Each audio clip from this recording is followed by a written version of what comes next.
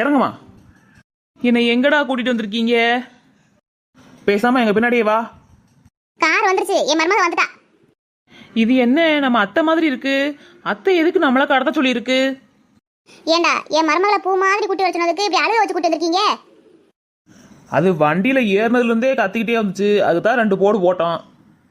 சரி சரி, அதெல்லாம் விடு. ஏமா மருமகளே, பட்டுச்சலையை மாத்திட்டு வாமா. உனக்கும் என் மகன் சூர்யாவுக்கு இன்னைக்கு கல்யாணம்.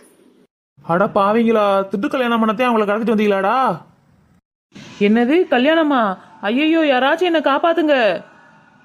எம்மாடி மருமகளே, இங்க அழுது நின்றலாம் வேலைக்கு ஆகாது. சீக்கிரமா போய் சேலையை கட்டிக்கிட்டு வா. ஏன் அத்தை, உனக்கு லூசு பிடிச்சு போச்சா என்ன? மருமகளே, பேசாம போய் ரெடி ஆகி வந்து என் மகன் பக்கத்துல உட்காரு. சீக்கிரமா நேரம் முடிய போகுது. அதெல்லாம் முடியாது, நான் வீட்டுக்கு போறேன். டேய், அவளை பிடிக்கடா. அவ கையை காலை கட்டுங்கடா. இப்படியே உட்காந்து கல்யாணம் பண்ணிக்கிறட்டும். சேலையை மாத்த வேணாம், ஒண்ணும் பண்ண வேணாம். ஏய் நில்லுமா, எங்கம்மா ஓடுற? இருடா என்ன, எங்க